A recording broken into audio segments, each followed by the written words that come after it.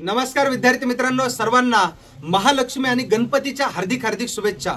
या सणानिमित्ताने मी माझ्या मूळ गावी उमराई तालुका अंबाजोगाई या ठिकाणी आलो होतो, पण एवढ्यातच मंगेशला कळालं की मी गावी आलोय म्हणून तो सुद्धा या ठिकाणी आलेला आहे। विद्यार्थी मित्रांनो, तुम्ही जो अभ्यास करताय त्याच अभ्यासावरती तो यशस्वी झालेला आहे। मग आपणही अभ्यास करत असताना वेगवेगळ्या अडचणी येतात, त्या अडचणींवरती मात कशा प्रकारे करायची हे समजून घेण्यासाठी आपण वेगवेगळ्या यशस्वी विद्यार्थ्यांच्या मुलाखती घेत असतो आणि या मुलाखतीद्वारे त्यांनी या सगळ्या गोष्टींवरती मात करत करत कसं यश मिळवलं आणि माइलस्टोन रीच केलाय हे आपण या मुलाखतीतून समजून घेत असतो। विद्यार्थी मित्रांनो, आज माझ्यासोबत आहेत माझा लाडका मंगेश गर्जे, जो की अंबलवाडी तालुका अंबाजोगाई याच ठिकाणचा आहे आणि आता त्याची अंतिम निवड महापारेषण मध्ये झालेली आहे। तो आता जॉईन सुद्धा झालाय, त्याला पहिला पगार सुद्धा भेटलेला आहे आणि मला ह्या मुलाखतींची सुरुवात करायचीच होती, कारण जे महावितरण, महापारेषण आणि अन्य वेगवेगळ्या डिपार्टमेंटमध्ये केंद्रीय इन्स्टिट्यूटचे प्रचंड विद्यार्थी लागलेले आहेत, त्यांचे सत्कार सुद्धा तुम्ही इन्स्टिट्यूटवरचे पाहतच आहात। पण त्यामधून मुलाखती जी आपल्याला सुरुवात करायची होती त्याचा श्री गणेशा या गणपतीच्या दिवसामध्येच करावा म्हणून मी आज माझ्या घरी बसूनच मंगेशची मुलाखत मी या ठिकाणी घेत आहे। मंगेश, सर्वप्रथम तुझ्या आईवडिलांचं विशेष अभिनंदन। त्यांच्या कष्टाला, त्यागाला आणि तुझ्या मेहनतीला फळ भेटलंय आणि महापारेषण सारख्या चांगल्या विभागामध्ये आता तुला सरकारी नोकरी लागली, त्याबद्दल तुझं विशेष अभिनंदन। मंगेश, एकंदरीत तुझा बालपणाविषयी आणि शालेय शिक्षणाविषयी आपल्या विद्यार्थी मित्रांना सांगा। नमस्कार विद्यार्थी मित्रांनो, मी मंगेश पांडुरंग गर्जे। विद्यार्थी मित्रांनो, सांगायचं असं की सर गावाकडे आले ते मला समजलं, कारण की महालक्ष्मीचा सण आहे, सर गावाकडे येणारे मला अगोदरच थोडीफार कल्पना आलेली होती। मला सर आलेले आहेत गावाकडे, मग मला काही दम निघला नाही, मी लगेच सरांची भेट घ्यायला गावाकडे आलो। आणि मित्रांनो, ते म्हणतात ना की आपण ज्यांच्यामुळे मोठे झालो त्यांना कधी विसरायचं नसतं, त्या म्हणण्याप्रमाणे आज मी एक आहे, मला नोकरी जी लागली ते फक्त सरांमुळे लागली आणि मी पहिल्यांदा त्यांचं दर्शन घ्यायला, पाया पाडण्यासाठी मी खास त्यांच्या गावाकडे आलो आणि गावाकडे आलो, सरांसोबत बसलो, आम्ही आता जेवणही केलंय आणि सर म्हणले की आता मंगेश थोडीफार मुलाखत घेऊ आणि तुझा जे काय प्रवास आहे ते विद्यार्थ्यांना सांग तुझ्या अशा शब्दातून। म्हणून मी ठिकाणी आज तुम्हाला थोडंसं एक माझा प्रवास या ठिकाणी तुम्हाला सांगतो, माझा बालपणीचा प्रवास। मित्रांनो, माझं शिक्षण जे झालंय ते अंबरवाडी या छोट्याशा खेडेगावामध्ये झालं आणि या छोट्याशा खेडेगावामधून पुढं काय करायचं, काय आता शिक्षणाचा अभाव असतो खेडेगावामध्ये, मग पुढं कसं का आपण करणार, मार्गदर्शन करणार कुणी नव्हतं, घरामध्ये शिकलेलं कुणी नाहीये। तर मग माझं बालपण हे अंबलवाडीमध्येच गेलं आणि जे माझं माध्यमिक शिक्षण आहे, शालेय शिक्षण आहे, माझं तालुक्याच्या ठिकाणी अंबाजोगाई या ठिकाणी माझं शालेय शिक्षण आहे, माझं 10वी पर्यंत पूर्ण झालं, पण मला प्रॉपर गायडन्स नव्हतं, मार्गदर्शन नव्हतं। तरी पण या ठिकाणी प्रतिकूल परिस्थितीमध्ये माझ्या वडिलांनी मला शिकवलं आणि बऱ्याच अडचणी होत्या, पैशांची अडचण होती, हे करत करत मी माझं शालेय शिक्षण या ठिकाणी मी पूर्ण केलं। एकंदरीत मंगेश, पुढे ज्यावेळेस 10वी तुझी झाली त्यावेळेस नेमकं तुला पुढे ITI घेण्याबद्दल कुठून सुचलं किंवा तू ITI का बरं घेतला सिलेक्ट? ज्यावेळेस माझी 10वी कंप्लीट झाली तर माझ्या वडिलांसमोर मोठा पेच पडला की ह्याचं पुढे करायचं काय किंवा ऍडमिशन कुठे घ्यायचं, कारण त्यावेळेस मला एवढी काही आयडिया नव्हती आणि घरामध्ये वडिलांशिवाय मार्गदर्शन करणारं कुणीच नव्हतं। त्या माझ्या वडिलांचे मावस भाऊ त्यांनी सांगितलं की बाबा ह्याला जर पुढे MSCBत नोकरी करायची असेल आणि झटपट नोकरी लागण्याचं साधन काय असेल तर ते म्हणजे ITI, कारण की ITIची क्रेज होती आमच्या मराठवाड्यामध्ये, या भागामध्ये ITIची खूप मोठ्या प्रमाणात क्रेज आहे की झटपट नोकरीचा फॉर्म्युला म्हणजे ITI।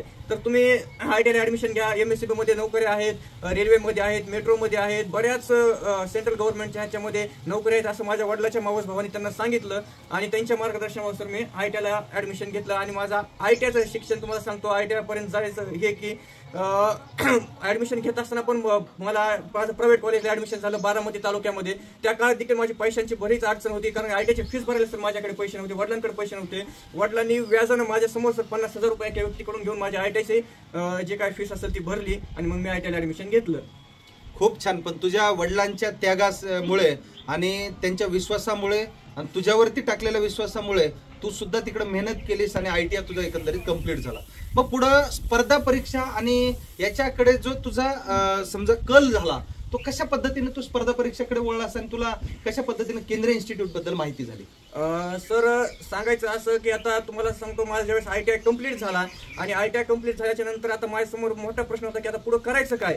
तर मग ह्या प्रश्नात आता करणार काय, तर ITI झाला, आता घरी 1 वर्ष मी आता अप्रेंटिसशिप करायचा विचार केला आणि 2019ला सर मी अप्रेंटिसशिपला गेलो आणि जशी माझी अप्रेंटिसशिप कंप्लीट झाली मी गावाकडे आलो की तसं आता वडील म्हणले आता तू काहीतरी जॉब कर, काहीतरी बिझनेस, काहीतरी धंदा पाणी कर, आपल्या घराचा उदरनिर्वाह तरी भागल. कारण की आता घरामध्ये पण आता तुझं वय वाढलेलं आहे, बऱ्याच गोष्टी पुढे मग करायचं काय म्हणून मी आता संभाजीनगरमध्ये एका ITI कॉलेजवर मी एक प्रायव्हेट जॉब करत होतो. आणि मग हे जॉब करत असतानाच मला विद्यार्थ्यांकडून माझ्या मित्रांकडून मला समजलं की एक संभाजीनगरमध्ये केंद्रीय सर आहेत आणि त्यांचं एक इन्स्टिट्यूट आहे, ते इलेक्ट्रिकलचे क्लासेस घेतात, त्यांचे पण क्लासेस चांगले आहेत. मग मी काय केलं की युट्यूबला बघितलं, युट्यूबला केंद्रीय इन्स्टिट्यूट नाव सर्च केलं, बघितलं आणि मला त्यावेळेस सर दिसले. आणि नंतर मला लक्षात आलं की अरे केंद्रीय सर तर हे आपले हेच की आम्ही हॉस्टेलला सोबत राहिलेलो आहे. मला नंतर समजलं सर, मला ऍक्च्युली अगोदर माहित नव्हतं की मला नंतर समजलं आपण एका हॉस्टेलला सोबत राहिलो 2009 आणि 10, ज्यावेळेस सर 11वी 12वीला होते आणि मी 4थी 5वीला होतो. त्या 2 वर्ष सरांसोबत मी अंबाजोगाई या ठिकाणी हॉस्टेलला आम्ही सोबत राहिलो. आणि मग जसं मला समजलं की मी क्विकली सरांना क्लासला भेटायला गेलो, त्यावेळेस मग सर तिथं क्लासवर होते. सरांना म्हणलं की सर मला क्लासेस करायचे आणि आपण 2009-10ला पण हॉस्टेलला सोबत होतो. त्यांना सगळं सांगितलं समजावून.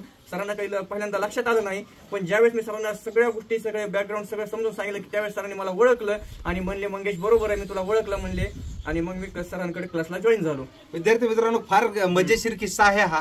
2009-10ला मी ज्यावेळेस 11वी-12वीला होतो त्यावेळेस मी अंबाजोगाई तालुक्यामध्ये राहत होतो, अंबाजोगाईमध्ये. आणि त्याच ठिकाणी मंगेश सुद्धा त्याच हॉस्टेलवरती राहत होता जिथं मी राहत होतो. पण मंगेश 4थी-5वीला आणि मी 11वी-12वीला हे 2 वर्ष आम्ही सोबत राहिलो. पण आता जनरली काय असते, लहान जे आहे 4थी-5वीचं वय आणि त्याच्यानंतर जसं जसं माणूस मोठा होतं तसा दिसण्यामध्ये फार मोठा बदल त्या ठिकाणी ड्रास्टिक चेंज होत असतो. मला ज्यावेळेस मंगेशनं सुरुवातीला येऊन सांगितलं की सर आपण दोघं सोबत राहत होतो वगैरे, तर मी थोडंसं आश्चर्यचकित झालो. मला समजा की असं कसं काय होऊ शकतं, तू एवढंसं आम्ही वयानं तुझ्यापेक्षा मोठा आहे, सोबत कसं.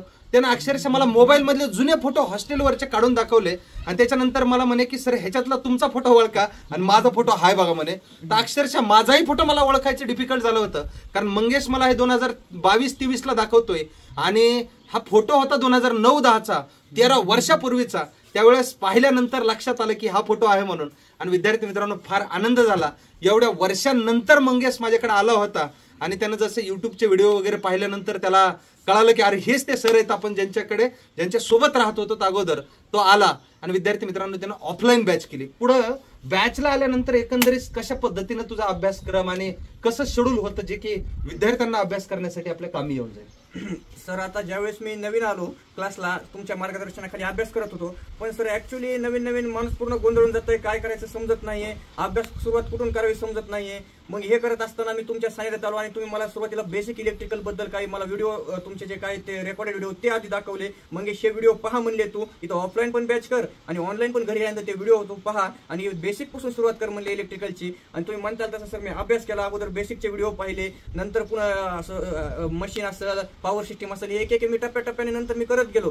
पण सुरुवातीची जी आहे सर, सुरुवात महत्वाची, कारण सुरुवात तुम्ही करून दिली ती. आणि नंतर मला सगळा सिलेबस समजला, आपला सिलेबस काय एक्झामला हे खूप महत्वाचं आहे, एक्झामचा सिलेबस काय हे समजणं खूप महत्वाचं आहे. आणि ते जर ज्याला समजला ना तसं त्याची ग्रोथ लय लवकर होते. तसंच माझं झालं की मला तुम्ही सिलेबस समजून सांगितला, 5-6 महिने मला ते समजण्यात गेले आणि त्याच्यानंतर मी हळूहळू माझा जे काही सिलेबस तुम्ही कंप्लीट करून घेतला आणि मग मी पुढे अभ्यास करत गेलो. मधल्या काळात मंगेशची परिस्थिती थोडी आर्थिक साधारण असल्या कारणाने बॅच कंप्लीट झाली 2023च्या मला वाटतं एंडला. 2023च्या जून-जुलै बॅचला मंगेश आला होता ऑफलाईन बॅचसाठी. बॅच कंप्लीट झाली आणि त्याच्यानंतर मग गावाकडे तर मंगेश मध्ये मध्ये पळायचा. एकदा दोनदा मध्ये आल्यानंतर फोनवर सुद्धा बोलणं झालं, त्याला स्पष्ट सांगितलं होतं जोपर्यंत नोकरी लागत नाही, जोपर्यंत परीक्षा होत नाही तोपर्यंत गावाकडे पळायचं नाही. पण शेवटी प्रत्येकाची मजबुरी असती काही ना काहीतरी. मधल्या काळात मंगेश गावाकडेही गेला, पण गावाकडे गेल्यानंतर त्याच्या अभ्यासात थोडंसं दुर्लक्ष झालं आणि त्या कारणाने पुन्हा आणखी छत्रपती संभाजीनगर औरंगाबाद या ठिकाणी आला आणि त्यानं पुन्हा अभ्यास जोरात सुरू केला. तर आणखी एक गोष्ट मला आठवते की मधल्या काळात कधी कधी बोर झाला ना, संध्याकाळच्या वेळेत आम्हाला वेळ कधी भेटला मला वगैरे, तर त्यावेळेस मी पोरांना सांगायचो की मंगे आपल्याला क्रिकेट खेळायला जायचंय. मग मंग्याची एक टीम असायची, आमची एक टीम असायची, आम्ही मस्तपैकी ग्राउंडवर जायचं, तिथं छानपैकी खेळायचं आणि एन्जॉय करत करत त्या पोरांनी अभ्यास पण केलेला आहे. मी 2009-10 पासून ओळखतोय, पण मधल्या काळात संपर्क तुटलेला होता. नंतर 2023ला पुन्हा संपर्क आणखी सुरू झाला आणि आज मंगेश यशस्वी झालेला आहे आणि महापारेषण सारख्या चांगल्या विभागामध्ये नोकरी करतो. एक पगार सुद्धा मंग्याला भेटलेला आहे आता आणि खूप मलाही आनंद होतो की चला ज्या विद्यार्थ्यांनी आपल्यावर विश्वास टाकला आणि सांगितलेलं सगळं ऐकलं ते सगळे विद्यार्थी त्या ठिकाणी लागले आहेत. आणि महाराष्ट्राच्या आज कानाकोपऱ्यामध्ये कुठल्याही गाव खेड्यापाड्यात तांड्यावरती वस्तीवरती जिथं 2-4च घरं आहेत कानाकोपऱ्यामध्ये डोंगराच्या कपारीमध्ये तिथं सुद्धा जर इलेक्ट्रिकल क्षेत्रातला अभ्यास करणारा विद्यार्थी असेल विद्यार्थिनी असेल तर ते केंद्रीय इन्स्टिट्यूटचा विद्यार्थी असतोय. हा गर्व आणि हा अभिमान आम्हाला वाटतोय, कारण आमच्याही आईवडिलांनी केलेला संघर्ष डोक्यात ठेवून आम्ही सुद्धा संघर्ष केलाय आणि आमच्याही मेहनतीला त्या ठिकाणी फळ येत आहे. हजारोच्या संख्येनं सरकारी नोकरीला विद्यार्थी लागतात, त्याचा प्रचंड आनंद होतोय. मग एकंदरीत आता जॉईनिंग भेटली तर कसं वाटतंय तुला? नोकरी लागल्यानंतरचा काय फील आहे? गावात कशा पद्धतीनं तुझा आता तुझ्याकडे पाहण्याचा दृष्टिकोन बदलला वगैरे? तर आता हे सांगण्याच्या अगोदर सर मी एक किस्सा सांगू इच्छितो की सरांनी जे मला अगोदर सांगितलं की मधल्या काळामध्ये गावाकडे गेला, थोडंसं अभ्यासाकडे दुर्लक्ष झालं, मी सरांनी त्याला फोन केले, परत तो रिटर्न आला. सर त्या काळातला किस्सा सांगतो. किस्सा काकांचं मणक्याचं ऑपरेशन झालं. आता काका म्हणजे माझ्या वडिलांसारखेच, माझ्या लहानपणापासून सांभाळ माझ्या काकांनीच केलाय. तर त्या काळात सर मला गावाकडे जावं लागलं. मी दूध वाटायचं काम केलं सर. अक्षरशः गावाकडे आलो, मी पूर्ण दूध वाटत होतो, दूध घालत होतो, अंबाजोगाई तालुक्या ठिकाणी विकत होतो कंटिन्यू सर. मी 6 महिने दूध विकलं. त्या काळात मी स्पर्धा परीक्षेचा पूर्णतः नाद सोडून दिला होता की म्हणलं आता आपलं सिलेक्शन झालं तर झालं, देवाच्या भरोश्यावर नाही झालं तर काय अडचण नाही म्हणलं, कारण की आपल्या फॅमिलीशी मोठं काय आहे सर. मला त्यांच्यासाठी गावाकडे यावं लागलं. त्या काळात सरांनी मला एवढे फोन केले. विद्यार्थी मित्रांनो तुम्हाला सांगतो की सरांच्या फोनमुळे मला घरी पण बोलावं लागलं. आता मी संभाजीनगरला जातो, पुन्हा तयारी करतो, कारण की मला सरांचे बरेच फोन यायला लागलेत. मी आता जातो, अभ्यास करतो. मग मी सर पुन्हा आलो इकडे संभाजीनगरला, पुन्हा अजून जोमानं अभ्यास केला, पण हार मानली ना मित्रांनो. पुन्हा चालू केलं, डबल बेसिक पासून डबल व्हिडिओ चालू केले. सरांनी मला ऑफलाईन बॅच दिली. मला म्हणले मंगेश तुझा अभ्यास बॅक पडला असेल, ऑफलाईन बॅच घेऊन अभ्यास चालू कर पण. आणि सर मी पुन्हा अभ्यास चालू केला. असं एक माझा त्या काळातला होता प्रसंग, एक वाईट परिस्थिती म्हणा त्या काळात, कारण हॉस्पिटलचं काम होतं सर. ते प्रत्येक फॅमिलीमध्ये घरामध्ये तो प्रसंग प्रत्येकावर येतो, तसं माझ्यावरही आला होता. त्याला मी एक तोंड दिलं आणि पुन्हा संभाजीनगरला आलो. आणि आता नोकरी लागल्यानंतर मला किंवा जॉईन झाल्यानंतर सरांनी सांगितलं की तुझा अनुभव सांग.